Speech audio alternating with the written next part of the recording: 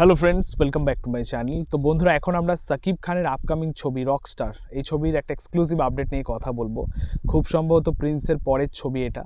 Prince তো ঈদে আসছে, তারপরে খুব সম্ভবত ঈদুল আজহাতে রকস্টার ছবিটা আমরা পাবো, এমনই রিউমার, এরকমই আপডেট আমরা পাচ্ছি। তবে যাই হোক, সবার আগে তোমাদেরকে বলে রাখি যে ভিডিওটা আমি কিন্তু অনেকটা কবিতা বলার মতো করতে চলেছি। তোমরা বুঝতেই পারছো, গ্রামের বাড়িতে ঘুরতে এসেছি। বেশ সিনারিটা দেখো চারিদিকে, আমার গাড়ি, খুব ভালো লাগছে আর কি। এরকম একটা মনোরম পরিবেশে সবসময় ইচ্ছা করে ভিডিও করি, বাট কয়েকদিনের জন্য ঘুরতে আসা, আবার কালকে বাড়ি চলে যাব। এই কদিন যে ভিডিওগুলো ছাড়ছিলাম আমি ওখান থেকে করেছিলাম 4-5টা ভিডিও, ডেইলি ওয়াইজ ছাড়ছিলাম।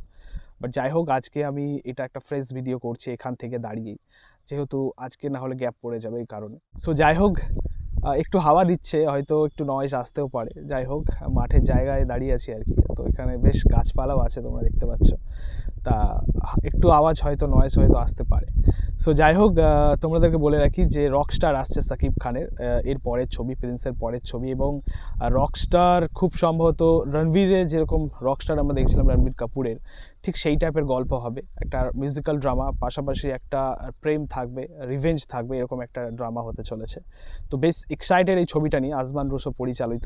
পাশাপাশি এই মুহূর্তে দাঁড়িয়ে ছবিতে নায়িকার চরিত্রে কে থাকবেন, এটা নিয়ে কিন্তু অনেক রিউমার উঠে আসছে আর কি, অনেক আপডেট উঠে আসছে। তোমাদেরকে বলি, এখানে বাংলাদেশের একজন যে মিস ইউনিভার্স বাংলাদেশ হয়েছিলেন আর কি, সেখান থেকে একটা নায়িকার নাম উঠে আসছে, মিথিলা বলে নাম, সে থাকার কথা রয়েছে। পাশাপাশি পাকিস্তানের একটা নায়িকা থাকার কথা রয়েছে।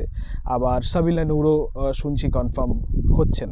বাট এখন বলি, এই আপডেটগুলো নিয়ে কোনো কনফার্মেশন কিন্তু আসেনি, মানে কোনো ফাইনাল আপডেট বা প্রোডাকশন হাউস থেকে কোনো আপডেট আসেনি। বাট অনেক নাম উঠে আসছে, এগুলো যেহেতু একটা বিগ রিউমার, বড় ছবি যেহেতু আসছে, তো দেখা যায় কোনটা ফাইনাল হয়। তবে আমি তো বলবো ভাই, আমি দেশের নায়িকার উপরই ফোকাস রাখার মানে কথা বলবো।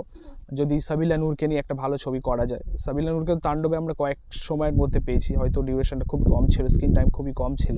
আমরা চাইছি সাকিব খান এবং সাবিলা নূরের যে কেমিস্ট্রিটা, সেটা আরও ভালোভাবে ফোটানো হোক।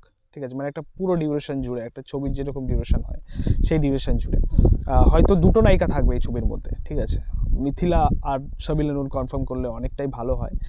পুরোপুরি দেশীয় কাজ হবে আমার যেটা মনে হয়, যৌথ প্রযোজনা নয়। সো দেখা যাক সেটার আপডেট কবে আসে। বাট আমরা খুবই এক্সাইটেড ছবিটা নিয়ে। ঠিক আছে, আর আমি এখন যেখানে বসে ভিডিও করছি, এটা মোস্টলি বাংলাদেশের কাছাকাছি আর কি। ঠিক আছে, মানে হাসনাবাদের দিকে।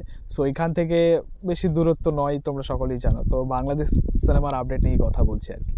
তো বেশ ভালো লাগলো আজকে এই ভিডিওটা করে।